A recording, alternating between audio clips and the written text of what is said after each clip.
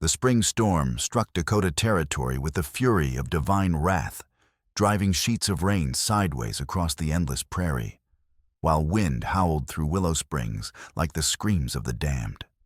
The small frontier settlement huddled along its creek wooden buildings, seeming to cower before nature's unbridled violence, as loose shingles spun through the air like deadly projectiles.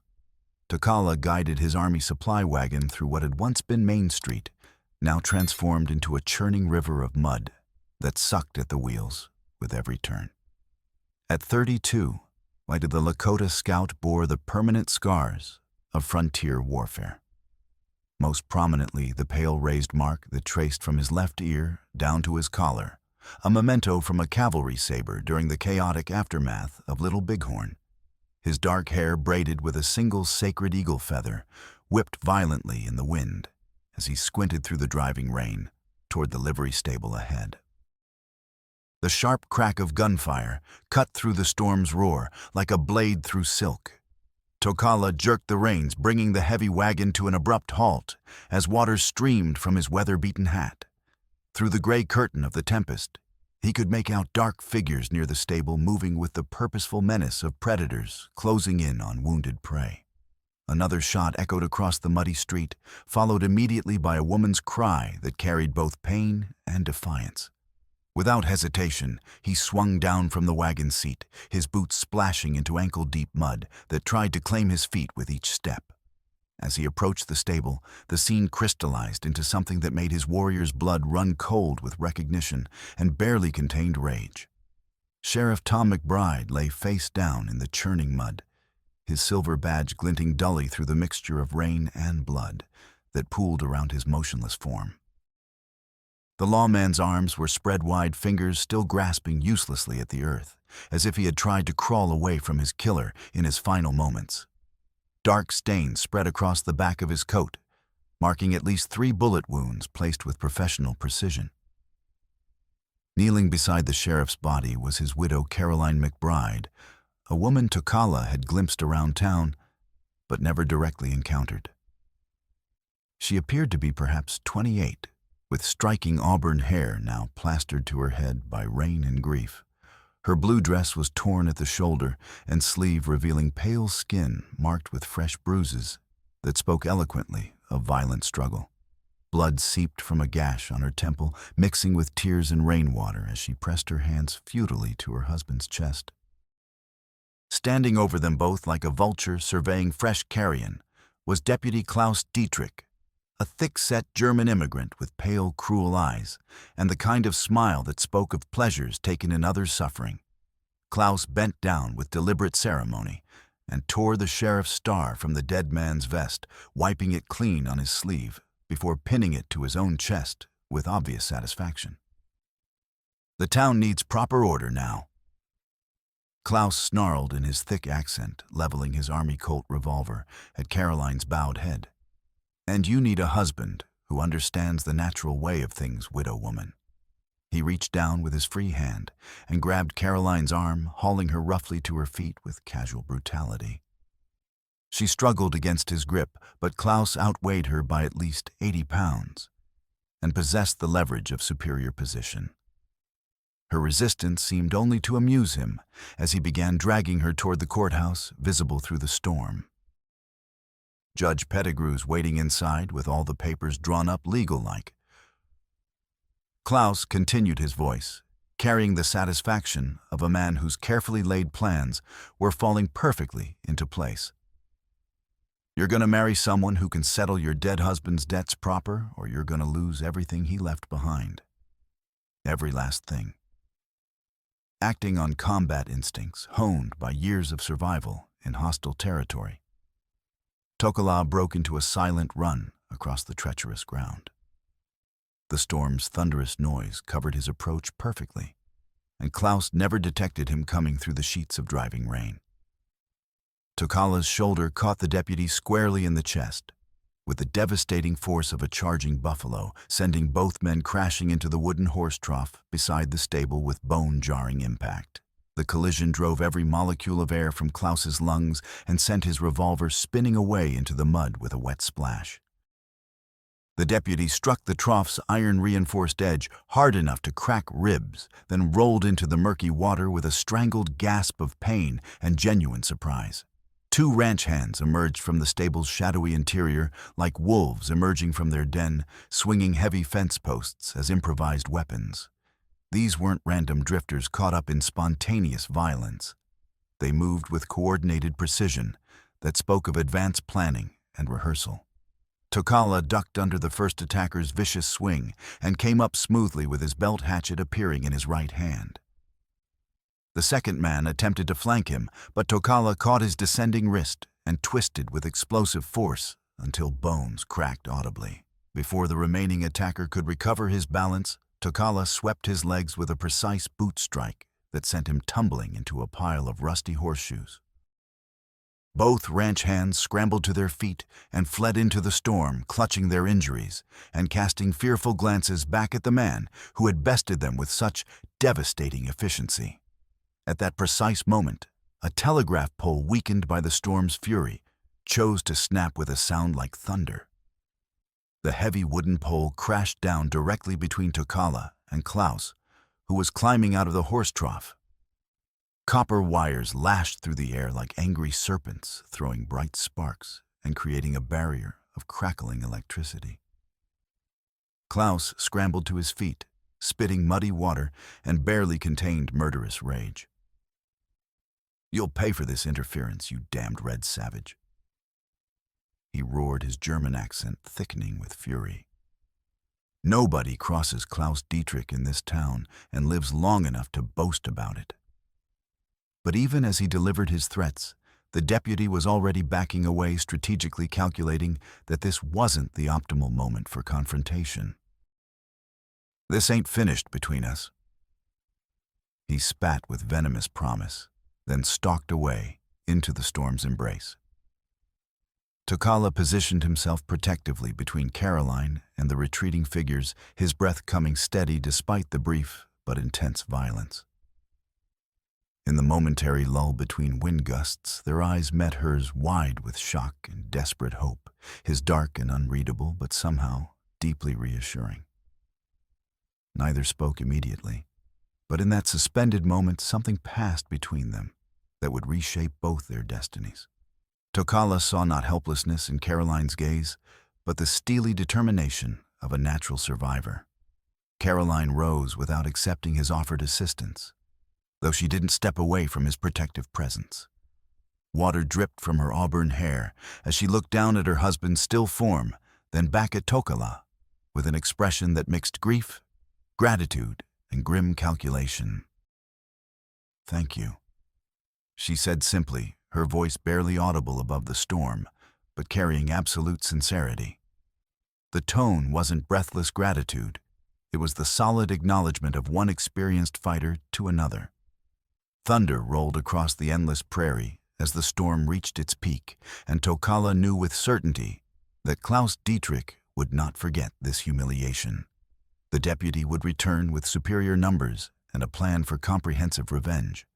But for now, in this moment, suspended between past violence and future threat, he stood sentinel over a murdered lawman and his living widow, feeling the first stirrings of something that transcended duty, something that whispered of life-changing choices if he possessed sufficient courage to make them. The wind carried with it the scent of fundamental change and the promise of storms yet to come. Willow Springs clung to existence along the banks of its spring-fed creek, like a collection of weathered bones bleaching under the merciless Dakota sun. The town had materialized during the great territorial boom of the mid-1870s, when the Chicago and Northwestern Railway promised to extend a spur line through this desolate region, bringing prosperity to anyone bold enough to stake their future on railroad promises. The unfinished rail spur currently extended barely 8 miles beyond the main line, terminating in a scatter of rusted iron rails and abandoned survey stakes, where construction had mysteriously stalled. But even this truncated connection had proved sufficient to draw settlers, merchants, and the particular breed of men who fed on other people's dreams like carrion birds on battlefield corpses. power in Willow Springs flowed through carefully orchestrated channels that appeared independent, but were secretly controlled by a single mastermind. On the surface, Deputy Klaus Dietrich seemed to rule through fear and superior firepower commanding loyalty through shared profits from various illegal enterprises. His authority rested on casual violence and the promise of protection from the very threats he secretly created. But Klaus was merely a puppet, though he didn't realize it. The true power belonged to Lucien Armand, the cultured owner of the Silver Knife Mine, and the largest cattle operation within a 100-mile radius. Armand presented himself as a respectable businessman, even a pillar of the community, always impeccably dressed, speaking with refined education and maintaining the facade of a legitimate entrepreneur who deplored the lawlessness that plagued the territory. In reality, Lucien Armand was the architect of that very lawlessness. He controlled Klaus through a combination of financial dependency and carefully managed information, allowing the crude German immigrant to believe he was building his own criminal empire, while actually serving Armand's far more sophisticated agenda. The mine owner's true goal extended far beyond simple theft or extortion. He sought to control the entire region's natural resources transportation, infrastructure, and political system through a network of corruption that reached into the territorial capital itself. Sheriff Tom McBride had begun to perceive the true scope of this conspiracy in his final weeks, though he hadn't lived long enough to understand its full implications. McBride had been that rarest of frontier lawmen, honest without being naive, firm without being cruel, and intelligent enough to recognize patterns that others missed. His investigation had been methodical and careful, but not careful enough to prevent Armand from discovering it and arranging his permanent silencing. The water charter that Klaus now sought to steal for his operation would actually give Armand complete control over the region's most valuable resource, enabling him to dictate terms to the railroad crush competing businesses and establish a private kingdom where his word was the only law that mattered. Tokala found himself caught in currents he couldn't yet fully comprehend. His official assignment remained straightforward: guide supply wagons and provide intelligence about outlaw activity. But the systematic theft of railroad property he'd been hired to investigate was actually part of Armand's larger scheme to destabilize legitimate commerce, while positioning his own operations as the only reliable alternative. His sister Winona and Uncle Ten Bears maintained their camp upriver with 23 Lakota, who had avoided the reservation system through constant vigilance and careful diplomacy. They depended on Tokala's government connections for protection and intelligence, but they also applied increasing pressure for him to abandon what they saw as collaboration with their oppressors. Now, by protecting Caroline McBride, Tokala had stepped directly into Armand's web. The mining magnate would view his interference as both personal insult and existential threat to carefully laid plans that had taken years to develop. That evening, Tokala found himself in Dr. Edwin Hartwell's surgery, where Caroline sat having her injuries tended with stoic patience. The elderly physician worked with practiced precision, his movements economical despite his age, and the knowledge that treating Klaus's victims could make him the next target. "The cut on your temple isn't deep, Doctor," Edwin murmured, cleaning the wound with carbolic solution. "But head injuries require careful monitoring. Watch for dizziness or nausea over the next few days." "I'll be fine," Caroline replied with quiet determination. "I've survived worse than Klaus Dietrich." Tokala stepped forward from his position by the door. "May I examine your hand?" She extended her injured palm without hesitation, a response that surprised him given the racial attitudes prevalent throughout the territory. But Caroline watched his gentle examination with calm attention, showing neither fear nor revulsion. Their hands remained connected longer than medical assessment required. Her palm felt soft, but capable hands that worked but had never known grinding poverty. His bore the scars and calluses of outdoor labor and occasional violence. The contrast should have been jarring, but instead felt oddly natural. "Dr. Hartwell does excellent work," Tokala said, finally releasing her hand with obvious reluctance. Caroline studied his face in the lamplight, her intelligent green eyes searching. "You didn't have any obligation to help me today. Klaus wasn't directly threatening you. Klaus was wrong to threaten you under any circumstances. Klaus is wrong about many things," she replied with bitter precision. "That doesn't typically motivate people to risk their lives opposing him." Tokala considered this carefully. Perhaps more people should be willing to take such risks when the stakes justify the danger. Caroline's smile carried warmth despite its controlled nature. Perhaps they should, but standing up to powerful bullies and actually surviving the consequences are different challenges. She paused, studying his expression. "I need to be honest with you, Tokala. I don't need a savior. What I need is a reliable ally, someone who won't abandon me when the situation becomes truly dangerous." It was exactly what he'd hoped she would say. A woman needing rescue would be a burden. A woman wanting partnership was something entirely different, something worth fighting for.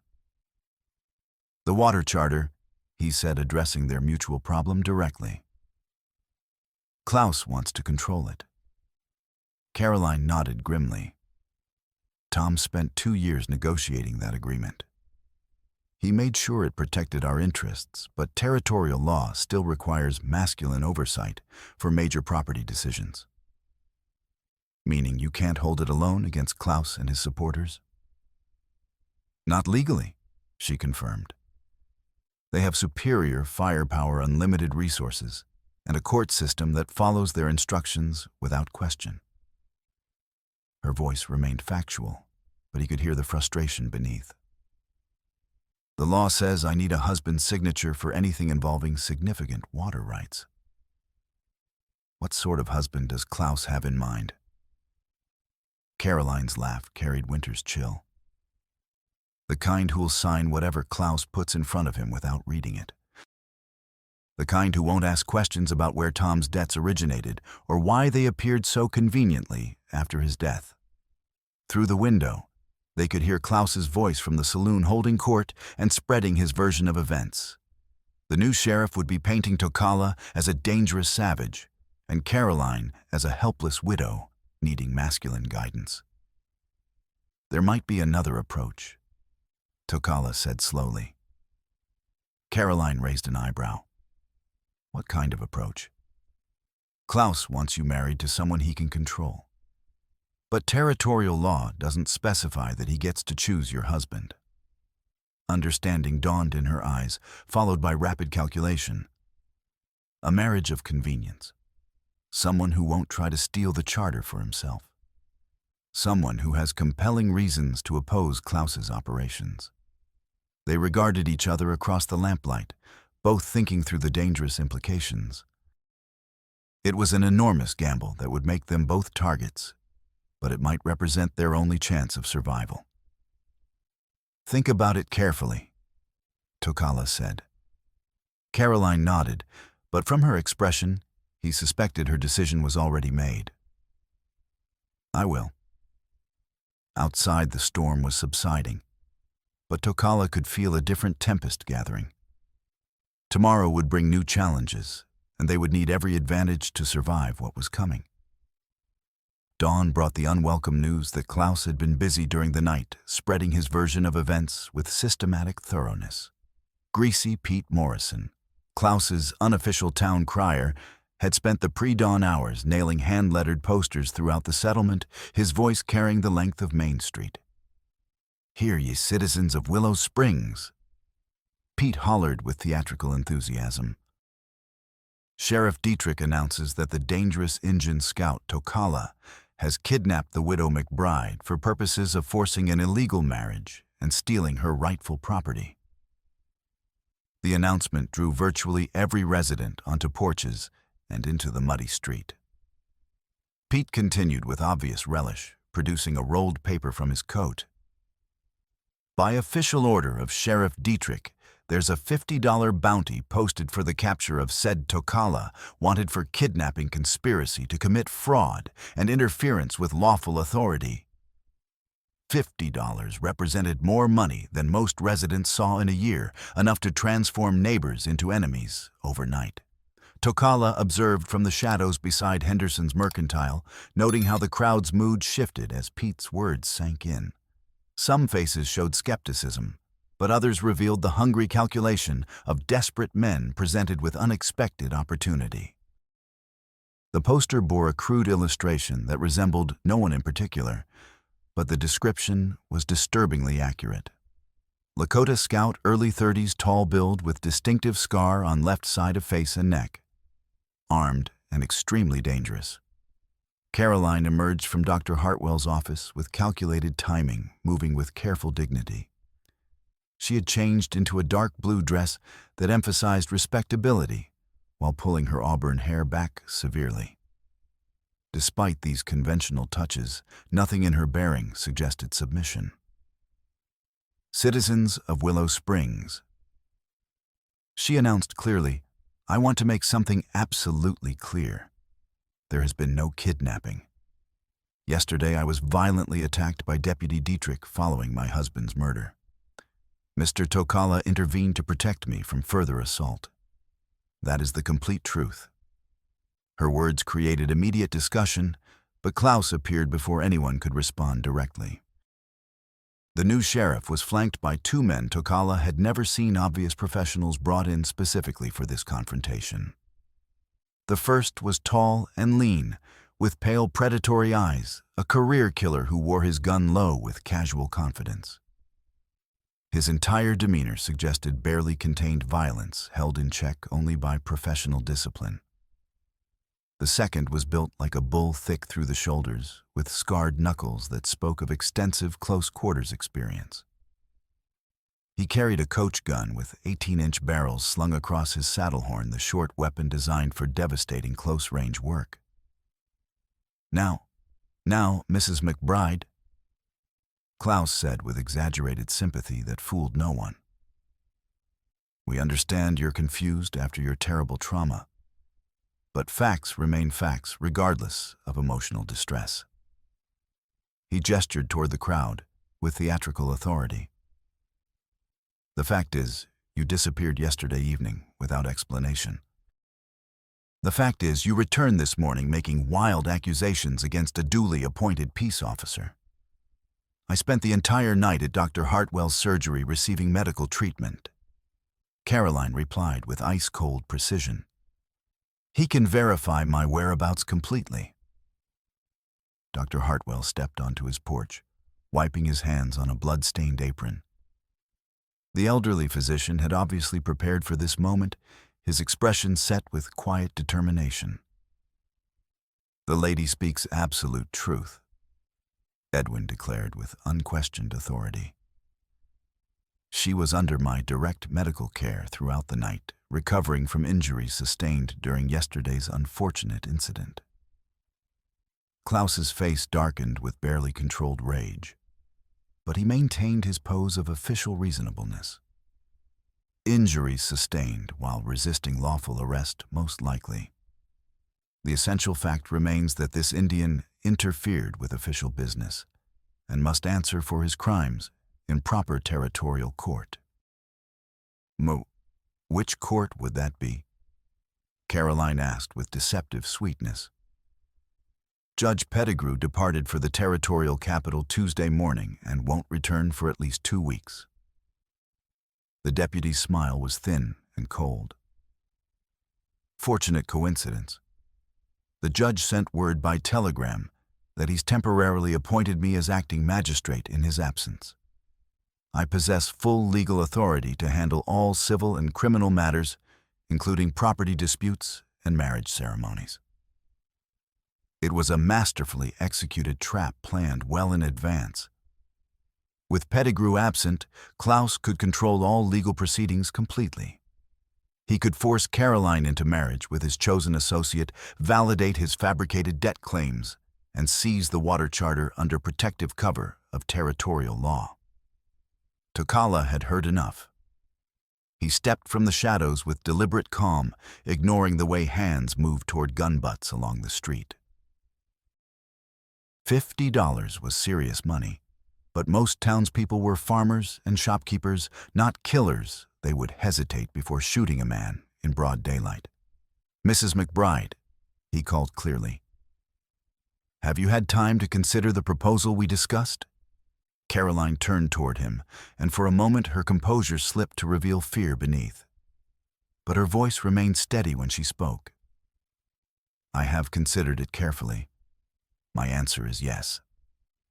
Klaus sputtered with genuine outrage. "Wait just one damned minute. You said I needed a husband to resolve my legal difficulties?" Caroline continued smoothly. "Mr. Tokala has offered marriage, and I accept his proposal before all these witnesses." "You cannot marry that savage." Klaus exploded his facade, cracking completely. "He's wanted for serious criminal charges." "Alleged charges," Dr. Hartwell interjected mildly. "Under territorial law, a man cannot be convicted without proper trial. Until such proceedings conclude, he must be presumed innocent." The pale-eyed gunman spoke for the first time, his voice soft as silk and twice as dangerous. "Innocent men don't usually hide in shadows and alleyways." Tokala met the assassin's gaze directly. "Guilty men don't usually stand in the open when there's a bounty on their heads." It was a direct challenge, and everyone understood its implications. The gunman's hand drifted toward his weapon, but Klaus caught his wrist. "Not here," the sheriff said urgently. "Too many witnesses."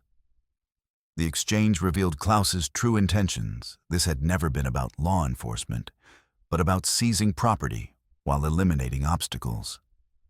Murder in daylight would raise questions, but an accident during pursuit of dangerous fugitives was different. "Dr. Hartwell," Caroline said with formal precision, "as a licensed physician and deputy clerk of the territorial court, are you authorized to perform civil marriage ceremonies?" Edwin nodded gravely. "I am so authorized, provided both parties consent freely, and there are no legal impediments." "There's a massive impediment," Klaus roared. "The man is a wanted criminal." "Alleged criminal," Caroline corrected.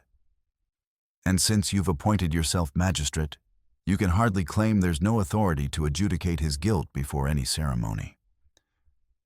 The logic was ironclad, and Klaus knew it. To maintain even thin pretense of legality, he'd have to either conduct a trial risking exposure of fabricated evidence, or allow the marriage to proceed.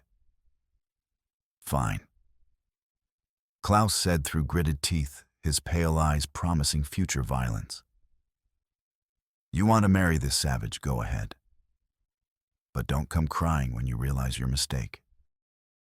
He stalked away with his hired killers, but Tokala noticed how the pale-eyed gunman glanced back to measure distances and angles. Dr. Hartwell cleared his throat. "Well, then if we're proceeding with this ceremony, perhaps we should do it properly." The wedding that followed was unlike anything either had imagined standing in muddy street with half the town watching. There were no flowers, no music, no celebration. Just two people making a desperate bargain under the harsh sun, hoping it would keep them alive, long enough to discover what came next. "Do you, Caroline Ann McBride, take this man as your lawful husband according to Dakota Territory law?" "I do." "Do you, Tokala of the Lakota Nation, take this woman as your lawful wife according to Dakota Territory law?" Tokala looked into Caroline's green eyes and saw determination mixed with something else, hope perhaps, or the beginning of trust. "I do." "Then by authority vested in me by Dakota Territory, I pronounce you husband and wife. May Providence guide your union." There was no kiss to seal their vows, no celebration. Just two people who had made a calculated alliance, hoping their combined strength would prove sufficient against gathering enemies. But as they walked toward Dr. Hartwell's office to sign the marriage certificate, Caroline's hand brushed Tokala's with what might have been deliberate intent. Neither pulled away, and for a moment, something passed between them that transcended legal convenience. It wasn't love, not yet, but it was recognition of shared strength and compatible values that might serve as foundation for something deeper if they survived long enough to nurture it. Behind them, Greasy Pete was already composing his next announcement, and Tokala knew the real violence was just beginning. The first coordinated assault came that very night, delivered with military precision that revealed Klaus possessed access to professional expertise far beyond what any frontier deputy should command. The attack targeted Hugh Hawkins' isolated farm, using deliberately set fires as both destruction and distraction to draw Tokala into terrain favorable for ambush. The tactic demonstrated considerable sophistication. Hugh was known as one of McBride's supporters, making him a logical target for Klaus's intimidation campaign, while his remote location provided perfect conditions for violence that left no witnesses. Tokala and Caroline had taken rooms at Mrs. Patterson's boarding house, rather than remain at Dr. Hartwell's surgery, where they could be easily cornered. The location change probably saved their lives, as Klaus's initial plan had clearly assumed they'd be sleeping in Edwin's building. Instead, they were alerted by young Billy Hawkins Hughes' 10-year-old nephew, who burst through Mrs. Patterson's door at midnight, sobbing with exhaustion and terror. "Please, you got to help," the boy gasped. They came with torches and guns. They burned Uncle Hugh's haystack, and when he tried to stop them, they shot him down. "Ma sent me for help, but there's armed men watching all the roads." Caroline was moving before Billy finished speaking, gathering medical supplies, while Tokala checked his weapons. Mrs. Patterson appeared with a double-barreled shotgun and grim expression. "Back way through my root cellar," she said tersely. "Storm drainage connects to the creek system. You can reach the Hawkins place unseen if you're careful." The route took them through muddy tunnels that reeked of stagnant water, then along treacherous creek banks in near total darkness, guided only by Billy's intimate knowledge of every dangerous obstacle. It was perilous ground, even in daylight, full of sinkholes, deadfalls, and quicksand patches that could swallow horse and rider without trace. They reached the farm to find Hugh propped against his kitchen table face, gray with pain and blood loss. A rifle bullet had shattered his left thigh, missing the major artery by inches, but causing severe bleeding that his sister Martha had been unable to control with makeshift bandages. "Thank God you came," Martha whispered as Caroline and Dr. Hartwell, who had insisted on joining the rescue mission, began working on the wound. "I didn't know what else to do." While Edwin operated by lamplight, Hugh provided crucial intelligence despite his obvious pain. 6 men with military rifles and plenty of ammunition, he gasped. They said this was just a warning that everyone between here and town better start paying Klaus's protection tax or face worse consequences. "What protection tax?" Caroline demanded. $20 monthly to keep our farms safe from Indian raids and outlaw attacks," Hugh explained weakly. "Funny thing is, we never had problems with either until Klaus started collecting fees." It was textbook extortion: create the threats you claim to protect against, then squeeze harder when people struggle to pay. The money would fund more hired guns, enabling Klaus to expand his territorial control. "How many others are paying?" Tokala asked while watching the window. "Most everyone with property worth stealing. Folks are scared to refuse, but $20 might as well be $20,000 for people scratching bare living from this ground." Their conversation was interrupted by approaching horses, multiple riders moving with hostile intent toward the farmhouse. Tokala counted at least 8 mounted figures spreading out to surround the building. "Company approaching," he announced quietly. "They're positioning to trap us." Edwin had finished bandaging Hugh's wound, but the injured farmer couldn't travel and his family couldn't outrun mounted pursuers.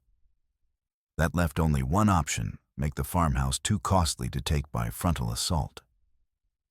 "Storm cellar?" Tokala asked. "Under the kitchen floor," Martha confirmed. Hugh dug it deep during the Indian troubles of '76. They moved efficiently, hiding Hugh and family, while Tokala and Caroline took defensive positions. The farmhouse wasn't ideal for siege, but thick log walls would stop most bullets, and limited approaches would force attackers to expose themselves. The assault began with shouted demands from Greasy Pete at what he thought was safe range. "Tokala, we know you're in there. Come out with hands up, and maybe we won't burn the place down." Tokala's response was a carefully aimed rifle shot that knocked Pete's hat off and sent him diving for cover. The message was clear: this wouldn't be easy capture Klaus had expected. What followed was a running gun battle that stretched through remaining darkness hours. Klaus's men had superior numbers and unlimited ammunition, but they were attacking uphill against opponents with nothing left to lose. Caroline proved exceptionally skilled with both rifle and pistol. Her ammunition discipline and tactical awareness suggesting considerably more experience with violence than most frontier wives possessed. "Where did you learn to shoot like that?" Tokala asked during a brief lull. "Tom taught me everything about weapons and tactics," she replied while reloading with practiced efficiency. "He said any woman living this far from help needed to protect herself when men weren't available." The battle reached climax just before dawn, when Klaus's surviving men attempted coordinated rushes from 3 directions, sophisticated military tactics that should have overwhelmed the farmhouse's defenses through sheer volume and multiple attack vectors. It would have succeeded except for timely arrival of unexpected reinforcements, whose presence transformed the entire situation. Winona's war cry echoed across the prairie like an avenging spirit's voice, followed by thunder of hoofbeats and characteristic whistle of arrows in flight. She had brought 12 warriors, having tracked the gunmen from their camp, through skills learned over generations of warfare. Klaus's professional killers suddenly found themselves in devastating crossfire, their planned positions instantly transformed into death traps. Professional gunmen they might be against farmers and shopkeepers, but they were completely outmatched by experienced warriors fighting on familiar terrain. The battle ended within minutes, leaving 6 bodies scattered around the farmhouse and 2 survivors bound for questioning. Greasy Pete lay among the dead, his career as Klaus's intimidator ended by Lakota arrow through his chest. "Brother," Winona said in their native language, dismounting with fluid grace, "Uncle Ten Bears was right to be concerned. These white men fight without honor." She switched to English for Caroline's benefit, studying the woman who had married into their family with obvious curiosity. "You fight well for someone not raised to warfare," Winona observed with what might have been approval. "I fight for what's mine," Caroline replied, simply meeting Winona's gaze without flinching. "Same as anyone with courage." It was apparently the right response, because Winona nodded with unmistakable approval. But their tactical victory was overshadowed by larger strategic concerns. "This won't be the last attack," Tokala told Caroline grimly as they prepared to return to town. "Klaus has more resources than we realized, and he won't quit until one of us is dead." Caroline nodded with the same understanding, her green eyes reflecting complete comprehension. "Then we take the fight to him instead of waiting for the next ambush." It was sound military thinking, but would transform them from defenders into aggressors. Once they crossed that line, there would be no returning to previous lives. But looking at Hugh's blood-soaked bandages and Martha's tear-streaked face, the choice became clear. Klaus's terror would continue escalating until someone stopped him permanently, and they were the only people positioned to do it effectively. During interrogation of the captured gunmen conducted by Winona's warriors, using traditional methods that proved remarkably effective, disturbing intelligence emerged about Klaus's funding and support systems. What they discovered changed everything they thought they knew about their enemy. The protection racket was merely one component of a much larger criminal enterprise that included systematic railroad theft, illegal government supply sales, and sophisticated concealed proceeds routed through layered accounts and straw ledgers reaching into the territorial capital. Most alarming, Klaus had been receiving operational support from an unexpected source, someone with access to military-grade weapons, detailed intelligence about federal law enforcement, and steady supply of professional killers. The orders don't come from Klaus. One captured gunman finally admitted under Winona's persuasive questioning. They come from someone much more important, someone who's been planning this for years. Who? Caroline demanded. Never saw him directly, but the boys who've been around longer, they say it's someone who owns half the territory, someone who acts like he's on your side while he's planning to cut your throat. The implications were staggering. Klaus wasn't the mastermind. He was a puppet being manipulated by someone with far greater intelligence and resources. Someone who had been orchestrating events from the shadows while maintaining a facade of respectability. We need to identify the real enemy, Tokala said as they reviewed evidence in Mrs. Patterson's boarding house. Klaus is dangerous, but he's not smart enough for this level of planning. Caroline spread documents across their table, financial records, correspondence fragments, and supply manifests that painted a picture of systematic corruption reaching far beyond one corrupt deputy's ambitions. Look at this, she said, pointing to a series of payments recorded in Klaus's crude handwriting. Monthly payments to L.A. for operational support. Always the same amount, always on the 15th of each month. L.A., Tokala mused. Lucien Armand. It would make sense, Dr. Hartwell added, joining their analysis. Armand has the resources, the connections, and the intelligence to orchestrate something this complex. He's always presented himself as a pillar of the community, but that could be perfect cover. The more they examined the evidence, the clearer the pattern became. Armand had been using Klaus as a front while building a criminal empire that would give him complete control over the region's resources and infrastructure. The mine owner's public persona as a respectable businessman was carefully crafted camouflage for the true predator beneath. He's been playing a long game, Caroline realized with growing anger. Using Klaus to eliminate honest lawmen like Tom while positioning himself as the solution to lawlessness he secretly created. If we're right about this, Tokala said grimly, then Klaus is probably as much a victim as anyone else. Armand's been manipulating him into doing the dirty work while keeping his own hands clean. It was a sophisticated operation that had taken years to develop, with Armand carefully building his reputation as a legitimate businessman, while secretly orchestrating the very crimes that justified increased security measures benefiting his operations. We need proof, Caroline said. Something that directly links Armand to Klaus's operations. Something undeniable. And we need to be very careful how we gather it, Tokala warned. If Armand's suspects were onto him, he'll either disappear or eliminate everyone who knows the truth. They spent the next 2 days developing a plan to expose Armand's true role in the conspiracy. The strategy required delicate timing and considerable risk, but it was their only chance to strike at the real source of corruption threatening the territory. The plan centered on turning Armand's own manipulation tactics against him.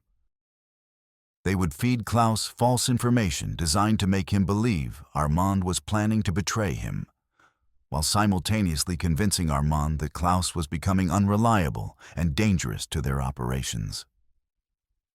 Classic divide and conquer, Caroline observed with satisfaction. Let them destroy each other while we gather the evidence we need. It's dangerous, Tokala warned. If either of them suspects what we're doing, they'll unite against us instead of fighting each other. Everything we've done has been dangerous, Caroline replied with steely determination. At least this time we'll be fighting smart instead of just fighting hard. Winona and her warriors would provide tactical support, positioning themselves throughout the town to observe and intervene if the situation turned against them. Ten Bears himself would take the church bell tower with his buffalo rifle, providing overwatch for the main confrontation they hoped to provoke. When this happens, it needs to happen publicly, Caroline insisted. If Armand goes down, it has to be where everyone can see his true nature revealed. Main Street at noon. Tokala agreed. Maximum witnesses, minimum chance for either of them to escape or deny what happens. As they finalized their preparations, both felt the weight of what they were attempting. Success would expose the conspiracy and free the territory from systematic corruption. Failure would almost certainly mean death for everyone involved in their resistance. Ready? Caroline asked as they prepared to set their plan in motion. As ready as we'll ever be, Tokala replied, checking his weapons one final time. Caroline surprised him by stepping close and kissing him gently, not their first kiss, but the first that carried genuine emotion rather than mere tactical alliance. Her lips were warm and soft, and he could taste her determination mixed with something deeper. Whatever happens, she whispered against his ear, I want you to know that I've never felt safer or stronger than I do fighting beside you. Even though this started as pure convenience. Especially because it started that way. She smiled, her green eyes bright with emotion he was only beginning to understand. It means everything that came after was real. As they prepared to walk into what might be their final confrontation, Tokala found himself hoping desperately that they would both survive to explore what real might mean between two people who had discovered each other under impossible circumstances. The trap was sprung with clockwork precision, each element falling into place exactly as planned during their intensive preparation. Klaus received his forged message at 10 o'clock, delivered by Billy Hawkins, who had courageously volunteered for the dangerous mission of approaching the sheriff's office. The letter, written in Caroline's masterful imitation of Armand's educated script, was a calculated masterpiece of paranoia designed to trigger Klaus's worst fears about partnership betrayal. It accused Klaus of skimming profits from their joint operations, demanded immediate meeting to resolve certain discrepancies, and hinted darkly at permanent solutions to trust problems. Klaus's response exceeded their expectations, immediate panic, followed by desperate attempts to contact Armand directly. But the mine owner remained mysteriously unavailable, having received his own forged message supposedly from Klaus, threatening to expose their entire operation unless his demands for larger profit share were met immediately. By noon, both criminal leaders were convinced their partnership was dissolving into potentially lethal betrayal, and each was making frantic preparations for what they assumed would be a fight for survival against their former ally. Tokala and Caroline monitored developments from their observation post in the abandoned telegraph office, using field glasses to maintain surveillance throughout the town. Dr. Hartwell provided regular intelligence updates, moving between his practice and various listening posts with casual authority. Klaus is gathering every available man, Edwin reported. I count 12 armed riders near the jail, plus those professional killers he brought in from Denver. What about Armand? Caroline asked tensely. Left the mine an hour ago with 20 heavily armed men. They're taking the main road at deliberate pace, should arrive within minutes. The timing remained critical. They needed both factions to arrive simultaneously, angry and suspicious enough to turn weapons on each other, rather than cooperate against external threats. Winona's people positioned. Tokala confirmed. Edwin nodded. Hidden in buildings along Main Street with clear fields of fire. 10 Bears is in the bell tower with that buffalo gun. As afternoon progressed, tension became almost tangible. Citizens locked doors and shuttered windows, sensing violence approaching like summer storm. Shop owners closed early, mothers called children inside, even the usual drunks disappeared from the saloon. Willow Springs held its breath, waiting for explosion everyone could feel building. The confrontation erupted at precisely 3:30, when Klaus and his gunmen emerged from the jail, just as Armand's convoy rounded onto Main Street. The two criminal factions faced each other across 50 yards of dusty ground hands, resting on gun butts and faces set with lethal intent. Klaus spoke first voice, carrying clearly with barely controlled rage. "Lucien, you backstabbing son of a bitch, did you think you could cheat me and get away with it?"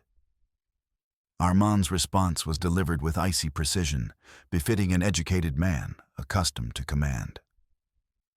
"Klaus, you pathetic fool. Did you believe I wouldn't notice you skimming from our accounts like some common thief? The only thing I've been skimming is lies off your threats." The exchange devolved rapidly into a shouting match of mutual accusations, each man convinced of the other's betrayal, while their respective gunmen shifted nervously and looked for tactical advantages. It was exactly the kind of mutual paranoia Tokala and Caroline had hoped to create. But before either side could draw weapons, Armand surprised everyone by raising his hand in a gesture of apparent peace.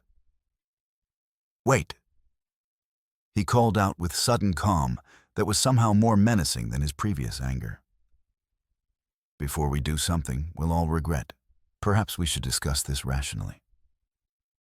Klaus snarled with suspicion. "Discuss what you've been planning to cut me out from the beginning." "On the contrary, my dear Klaus." Armand replied with a smile that never reached his eyes. "I've been planning something far more comprehensive than simple partnership dissolution." He gestured broadly to encompass the entire town.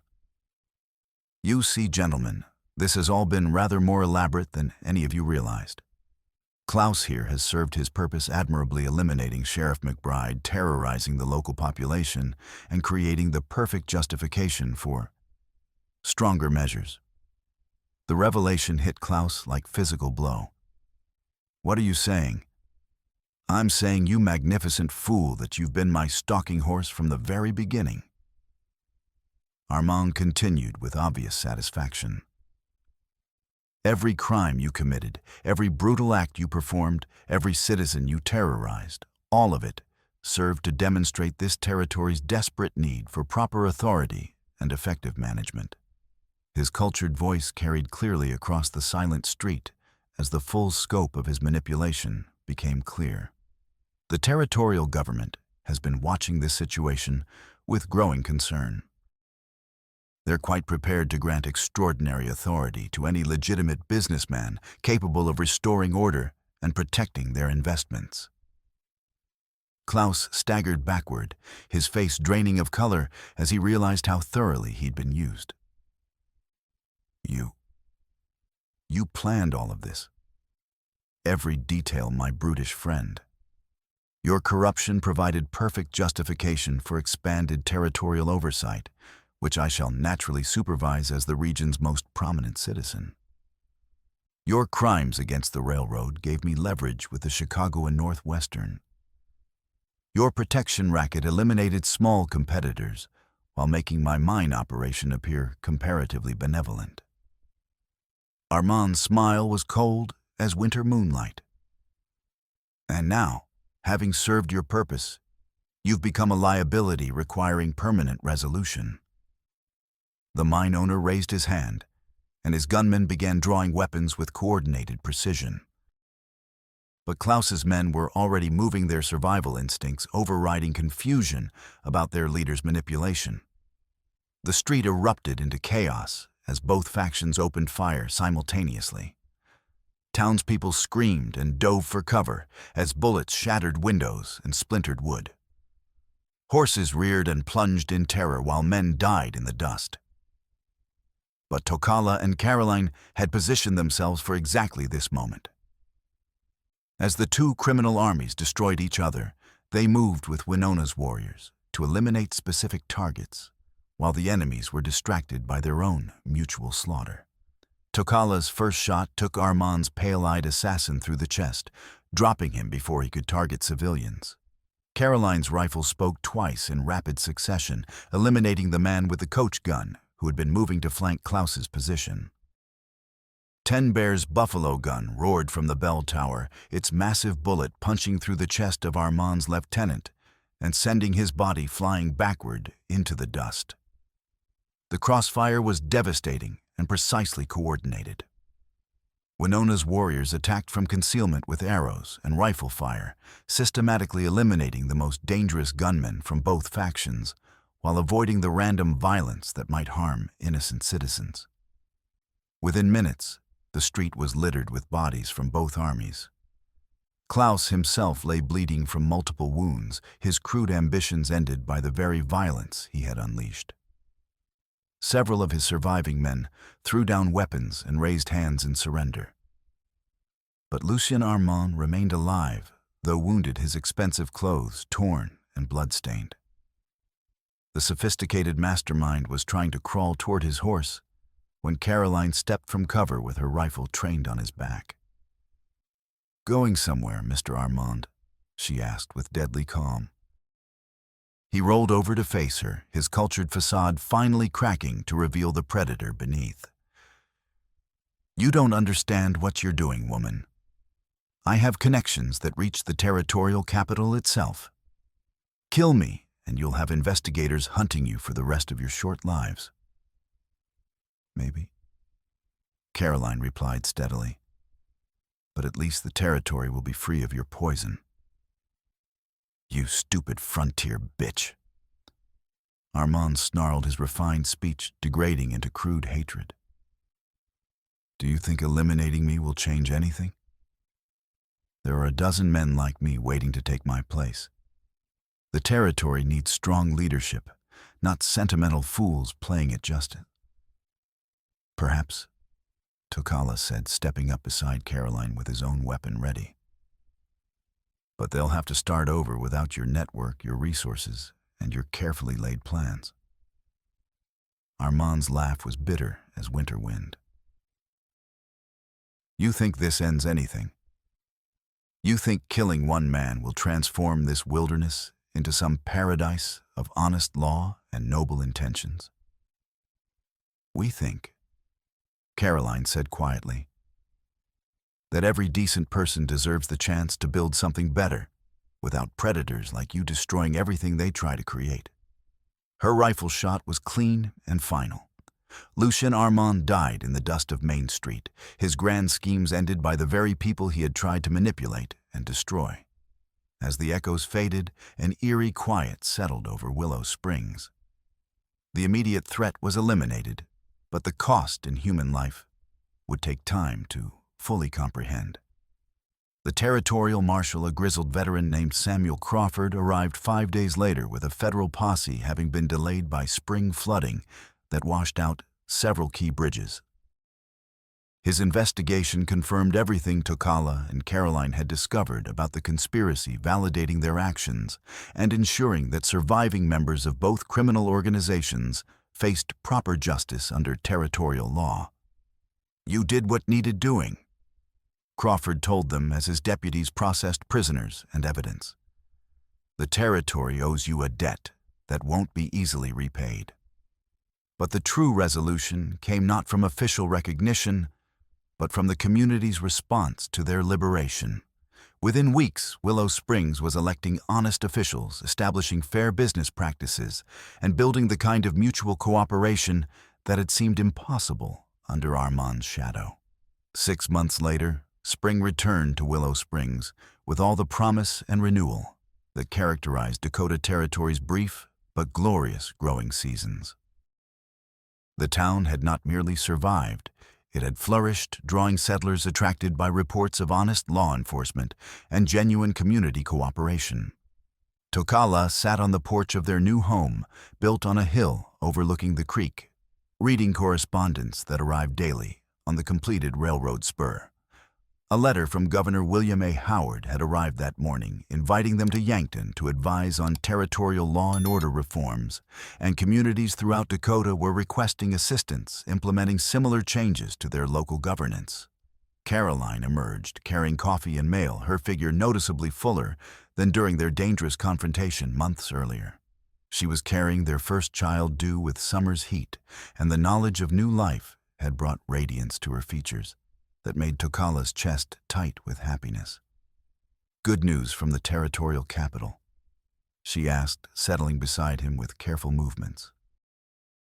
"Governor Howard wants us to attend a territorial committee meeting in Yankton next month." Tokala replied gratefully, accepting his coffee. Rather than a state constitution, the committee is drafting territorial provisions to standardize elected law enforcement throughout Dakota Territory. Caroline's smile radiated satisfaction and anticipation. "Should we accept? Do you want to make the journey with you always?" she confirmed, using the phrase that had become their personal motto over months of marriage. The dangers they had faced together had forged bonds that transcended law or social convention. They had built their marriage in the crucible of shared struggle, and it had emerged stronger and more precious than either had dared hope during their desperate street wedding. Love had grown from partnership passion, from trust and unshakable commitment, from knowledge that they could depend on each other, absolutely. Their relationship had also become a symbol of possibility for others seeking to bridge traditional divisions between communities. Tokala's success as sheriff had opened doors for other Native Americans in territorial government, while Caroline's work with water rights had established precedents protecting both settler claims and tribal interests. It hadn't been easy. There remained those who objected to their marriage on racial grounds, politicians who opposed their reforms for financial reasons. But they had proven that cooperation was not only possible, but profitable, that justice could be colorblind, and that strength came from unity rather than division. "There's something else," Caroline said, producing another letter. "A commendation from the territorial marshal forwarding our methods to other towns as recommended practices arrived with the spring mail. It was recognition exceeding their most optimistic dreams, official endorsement of reforms that had begun as survival tactics in a corrupt frontier town. But it also represented opportunities to influence policy on a scale that could affect thousands of communities throughout the Western Territories." "What do you think?" Tokala asked, studying her expression. "I think we've already changed our small corner of the world." Caroline replied thoughtfully, one hand resting protectively on her expanding belly. "Perhaps it's time to see if we can help change the larger world as well." Hugh Hawkins appeared at their gate, his limp from the old gunshot barely noticeable after months of healing. The farmer had prospered during winter, his crops bringing excellent prices now that he no longer paid extortion fees. More importantly, he had proven invaluable as one of Tokala's deputy sheriffs, demonstrating that competence mattered more than background in effective law enforcement. "Sheriff Mrs. Tokala," Hugh called with easy familiarity of someone who had shared danger and emerged as family. "Telegram from the territorial marshal. Stage robbery 20 miles east, and they're requesting our assistance." Tokala rose automatically, checking his weapon belt with movements natural as breathing. Even in peaceful times, frontier law enforcement never truly ended. But the work's nature had changed. They now protected legitimate commerce instead of enabling theft, served genuine justice instead of covering corruption. "Hugh, gather our usual posse," Tokala instructed. "We'll ride within the hour." "Be careful, both of you," Caroline said with gentle concern, embracing her husband with tender worry of a woman who had learned how quickly peace could become violence. "Always careful." Tokala promised, though they both understood caution remained relative when dealing with desperate outlaws across vast territorial distances. As he prepared to ride out on what would likely be his final case, before their journey to the territorial committee meetings, Tokala paused to look back at their home, at Caroline standing on the porch with sunlight catching auburn highlights in her hair at the thriving town spread along the life-giving creek. It was unquestionably a good life they had built together, rooted in principles worth defending, sustained by love, worth any sacrifice, pointing toward a future filled with promise for their children and community. The sacred eagle feather in his hair caught morning breeze reminder of heritage he had never abandoned while building bridges to the surrounding world. Caroline's wave from their porch reminded him of the future they were creating, where their children would grow free from prejudices and corruption that had nearly destroyed their parents, where justice and cooperation would be normal rather than revolutionary, where love could flourish regardless of artificial boundaries narrow minds tried to impose. Behind him, sun climbed higher over endless Dakota prairie, painting vast grassland in brilliant shades, speaking of limitless possibility. Ahead lay whatever challenges the day might bring, met with quiet confidence of a man who had found his place alongside the remarkable woman who shared his dreams. Together, they had proven love could triumph over hate, justice could overcome corruption, and two people willing to stand for what was right could change history's course. Their victory had created ripples extending far beyond Willow Springs to influence territorial policy, inspire other communities, and contribute to building a more perfect union on the American frontier. Whatever uncertainties the future held, they would face them as they had every previous challenge, side by side, with unshakable faith in each other and unwavering commitment to principles that had brought them together during a Dakota thunderstorm that seemed like another lifetime. As Tokala rode toward distant horizon with his loyal deputies, Caroline watched until the riders disappeared into territorial vastness. Then she returned to their home, to correspondence that would shape their expanding influence to the child growing beneath her heart, who would inherit the better world they had fought to build. The story, beginning with violence and desperation, had found resolution in love, and hope triumph, and satisfaction of meaningful work completed. The harsh frontier that had tested them so severely had also provided freedom to forge their own destiny according to their values and vision. In Dakota Territory in spring 1879, Sheriff Tokala and his wife Caroline had discovered what every pioneer ultimately sought: a place to call homework worth doing and love worth preserving across any distance or difficulty. It was enough. It was everything. And it was merely the beginning of a legacy that would endure long after their names passed into territorial legend and American history.